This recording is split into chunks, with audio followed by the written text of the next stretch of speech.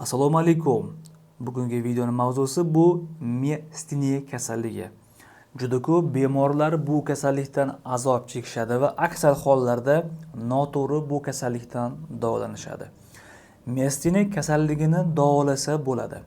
Davolashlarini bir necha guruhlari bor. Videoni boshlashdan oldin esa bu o'zi qanday kasallik, nimadan keyin kelib chiqadi, qanday tekshiruvlar bo'lishi mumkin va asosiysi qanday davolash mumkin. Videoni oxirigacha kuzatishni tavsiya qilaman.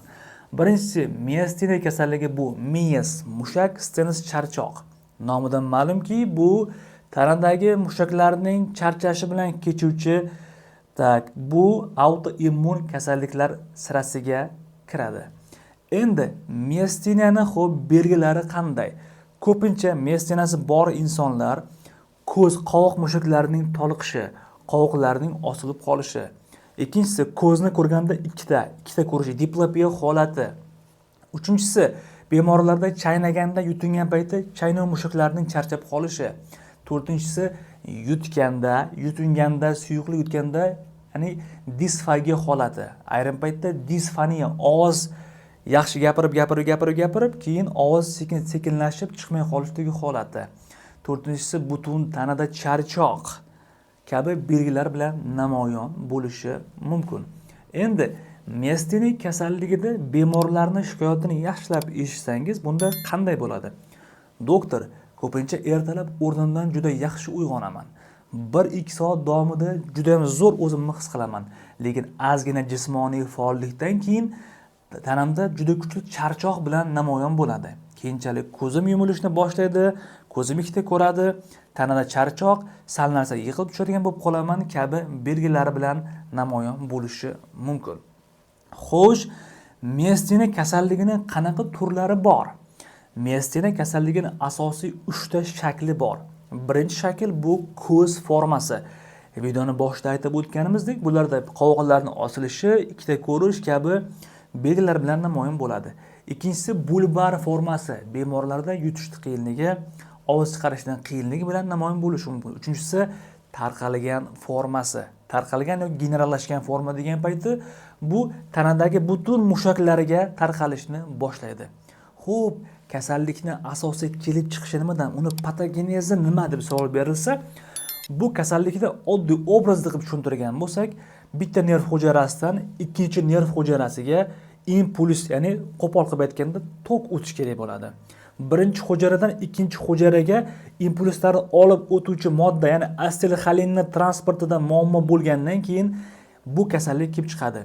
Bu nerv hujayrasi, bu mushak hujayrasi. Ikkalasining o'rtasidagi asetilxolin miqdori kamaygandan keyin bemorlarda surunkali mushak qisqarishining susayishi, miasteniya kasalligi kelib chiqishi mumkin.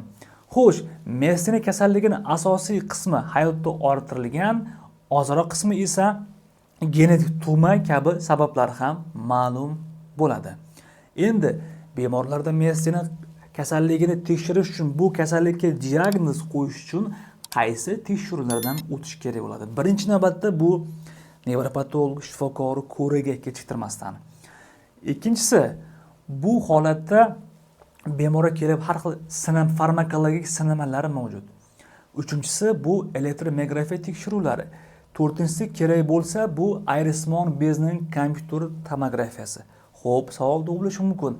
Ayrismon bez bilan ayrismon bu ko'kis oralig'ida joylashgan bez hisoblanib, ayrismon bezdagi ayrim o'sma kasalliklari organizmga zaharli moddalar ishlab chiqarilgandan keyin bu bevosita o'sha miasteniya kasalligiga sabab bo'lishi mumkin. Xo'sh, endi tekshiruvdan o'tib oldik. Bu kasallikni diagnoz qo'yildi. Qaysidir formasi, mana formada qo'yildi. Endi bu kasallikni qanday davolash mumkin? Davolashni bir necha guruhlarga bo'lib olamiz. Birinchisi bu operativ usul.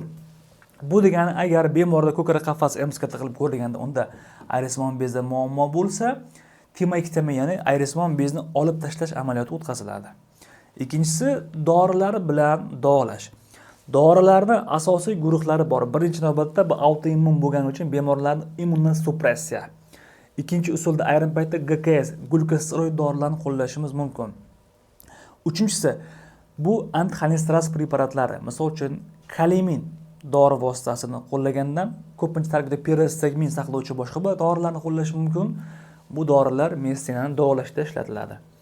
Endi boshqa metodiga to'xtaladigan bo'lsak, bu plazmafarez usuli. Plazmafarez degani bu qonda ko'payib ketgan yod tanachalarni tozalab turish. Misol uchun bir yilda 1 marta, 2 marta, 3 marta, 4 marta bemorning holatini yaxshilash uchun ishlatiladi. Xo'p, sizni va yaqinlaringizda miasteniya kasalligiga o'xshash belgilari bor yaqinlaringiz bormi? Sizda bu holat uchraganmi? O'z fikrlaringizni kommentariyada qoldiring va qabulga yozilish uchun yuqoridagi raqamlarga murojaat qilsangiz bo'ladi. Siz bilan doktor Alimov bo'ldi. O'z sog'lig'ingizga befarq bo'lmang. Bonus o'rinda aytib o'tib ketaman. Hozir oxirgi paytda 3 ta 4 ta yangi dorilar chiqqan. Amerikada ayrilmadi 2022-yilda ishlatiladi. Miasteniani davolashda ajoyib natijalarni bermoqda. Sog'lig'ingizga bee'tibor bo'lmang.